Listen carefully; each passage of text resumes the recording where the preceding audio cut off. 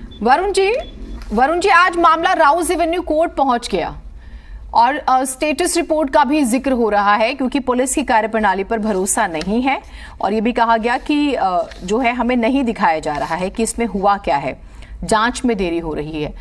अब सर एक चीज बताइए, अगर किसी पर आईपीसी की धारा 354 लगती है, 354A लगती है, 354D लगती है, तो क्या यही तरीका अपनाया जाता है पुलिस की तरफ से जो इस केस में अपनाया जा रहा है? पॉक्सो भी मत भूलिएगा, पॉक्सो भी हमारे सामने है। करेक्ट, नहीं ये बहुत अच्छा सवाल है। सी, जो आपने ऑफेंसेस बोले, जो पॉक्सो के ऑफेंस होते हैं, which is basically sexual harassment against any minor, तो पॉक्सो लगता है उसके अगेंस्ट। और जो धाराएं बताई हैं, सो इंडियन पीनल कोड में दो तरह के ऑफेंसेस डिफाइन किए गए हैं, विच इज कॉग्निजेबल और नॉन कॉग्निजेबल। अगर कॉग्निजेबल ऑफेंस है, जो कि ये जो सीरियस ऑफेंसेस होते हैं वो कॉग्निजेबल ऑफेंस होते हैं, उसमें पुलिस की पावर होती है to directly arrest an accused without the warrant of the court, that is the law. But जो लैंग्वेज सीआरपीसी में यूज्ड है, that the police has the discretion, that police may, it is not shall. So अगर police को लगता है कि investigation में उनको एक्यूज को अरेस्ट करना चाहिए, then they have the power to arrest without the warrant. इस केस में क्या हुआ है, दैट पुलिस ने वो पावर एक्सरसाइज नहीं की है।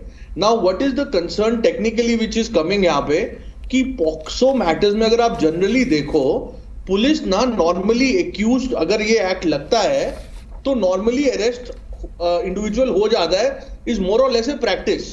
It is not an obligation under law, but ये प्रैक्टिस है। सो इस केस में since the accused is a very media hype case, तो अभी तक अरेस्ट नहीं हुआ है, तो that is where the inhibition is coming. Now being frank with you, क्योंकि मीडिया सेंसिटिव है, तो पुलिस की डिस्क्रिशन भी होती है कि पॉक्सो को लगना, इसका मतलब ये नहीं कि पुलिस को अरेस्ट करना पड़ता है सीआरपीसी। अगर इन्वेस्टिगेशन में मदद हो रही है तो कर सकते हैं। हैविंग सेड दैट, अगर पुलिस नहीं भी कर रही है, इस मामला कोर्ट में गया है मैजिस्ट्रेट के सामने, 12 मई को लिस्टेड है ये सुनवाई के लिए। तो अगर मैजिस्ट्रेट को लगा कि इसमें अरेस्ट होना चाहिए, तो they can order the arrest of the accused. So therefore it is the argument कि Delhi police is not acting, अगर वो है तो वो 12 को मैटर क्लियर हो जाएगा। ऑल्सो इसमें दो और लीगल एंगल है। जो 12 मई की हियरिंग है, जो कंप्लेनेंट्स हैं उन्होंने और रिलीफ भी मांगे हैं कि एक investigation of this matter should be under the court monitored scheme and not independently by the police, because he saying कि जो एक्यूज्ड है वो बड़े सीनियर मेंबर है पॉलिटिकल पार्टी के। So that's why they are requesting कि कोर्ट मॉनिटर्ड इन्वेस्टिगेशन हो, ताकि एक ट्रांसपेरेंसी रहे। Secondly, they have requested for a narco analysis before the court. और तीसरा उनका मांग है कोर्ट से कि 164 की स्टेटमेंट रिकॉर्ड हो। नाउ इन तीनों लीगल रिलीफ्स को समझना जरूरी है लीगल पोजीशन समझने के लिए। Now basically the magistrate has the power to give all the 3 reliefs. So therefore मेरे हिसाब से 12 मई की सुनवाई जरूरी हो जाती है और वहां तक हमें इंतजार करना चाहिए, क्योंकि वो तो कोर्ट प्रोसेस होएगा, वो तो आप इन्फ्लुएंस नहीं कर सकते।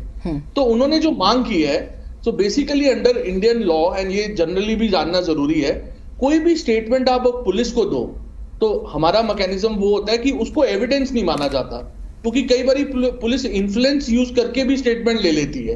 तो law gives that protection to any accuse कि पुलिस अगर स्टेटमेंट रिकॉर्ड करे, it is not an evidence in the court.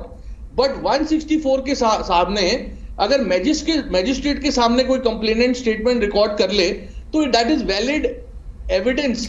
लेकिन वरुण जी इस मामले में एक और चीज है, आपने 3 पॉइंट्स रखे। जांच जो है वो निगरानी में हो, क्योंकि दिल्ली पुलिस पर तो भरोसा नहीं है, पहलवान ये कह रहे हैं, क्योंकि वो बहुत रसूखदार व्यक्ति है जिनके खिलाफ मामला है।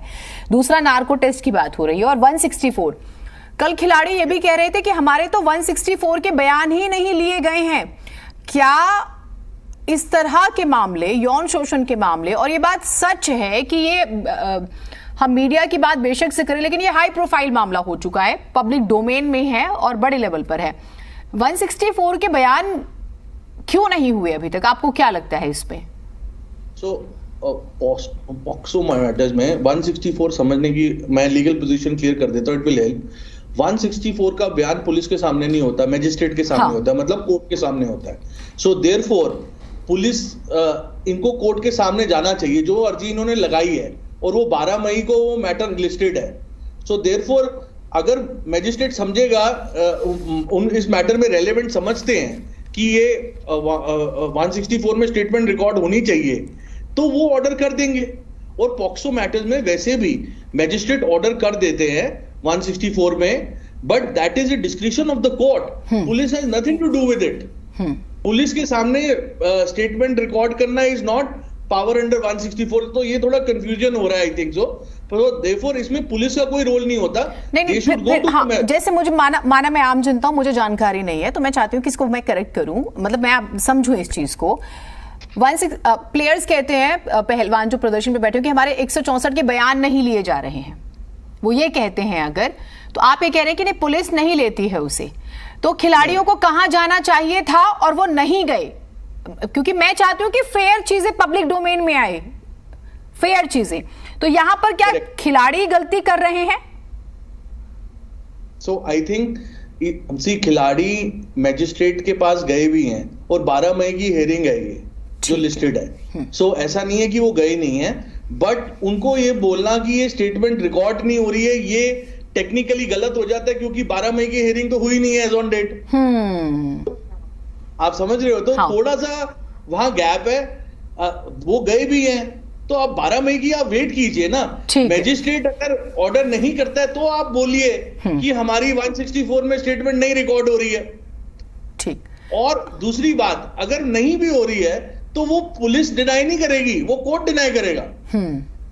ठीक है। तो वो आप जुडिशियल प्रोसेस में फिर अपील फाइल कर सकते हो। You don't need to go to the media, you can file an appeal to the magistrate order to the higher court. ठीक है। अब मुझे आप एक चीज बताइए, बहुत इजी वर्ड्स में ही, हम बार बार इसकी बात कर रहे हैं, पुलिस पर आरोप लग रहे हैं। पुलिस बहुत कंफर्ट में बहुत लंबे समय तक नहीं रह सकती ना सर। एक चीज मैं लीगली आपसे समझना चाह रही हूँ, जब पॉक्सो की आप बात कर रहे हैं कि नहीं मैंडेटरी है, कि ये कुछ कानून के जानकार कहते हैं कि नहीं मैंडेटरी है, कि भाई मामला दर्ज होता है तो गिरफ्तारी हो जाती है, बाद में जांच चलती रहती है, लेकिन कुछ एक्सपर्ट्स कह रहे हैं कि नहीं ऐसा नहीं है, पुलिस के हाथ में है कि वो ठीक है मामला दर्ज हो गया, लेकिन वो इन्वेस्टिगेशन करे, उसके बाद स्टेप्स उठाए। तो दोनों ही पहलू हैं। तो लेकिन पुलिस क्या इतने कंफर्ट में रह सकती है? क्योंकि पब्लिक डोमेन में इतना बड़ा मामला आ चुका है, मीडिया की नजर है, लोग सवाल जवाब कर रहे हैं, सामने जो कंप्लेन कर रहे हैं वो भी बहुत वीवीआईपी ही हैं, हमारे पहलवान हैं। तो एक समय के बाद तो पुलिस को कदम उठाने ही पड़ेंगे। तो आई थिंक मैं आपको लीगल पोजीशन बता देता हूँ, एक जनरल पोजीशन, वो इंपॉर्टेंट है। हाँ। लीगल पोजीशन ये है कि पॉक्सो के मैटर में अगर एफआईआर लॉन्च हो जाती है, तो पुलिस के ऊपर मैंडेटरी ऑब्लिगेशन नहीं है अरेस्ट करने की, पुलिस की डिस्क्रिशन है। और अगर बाय चांस अगर कंप्लेनेंट को ये लगता है कि पुलिस नहीं काम कर रही है अरेस्ट करने का, तो it can go to the court to seek a direction for against the police for arrest of the accused, जो कि इन्होंने 12 मई की हियरिंग में ये भी प्लीड किया हुआ है। ठीक है।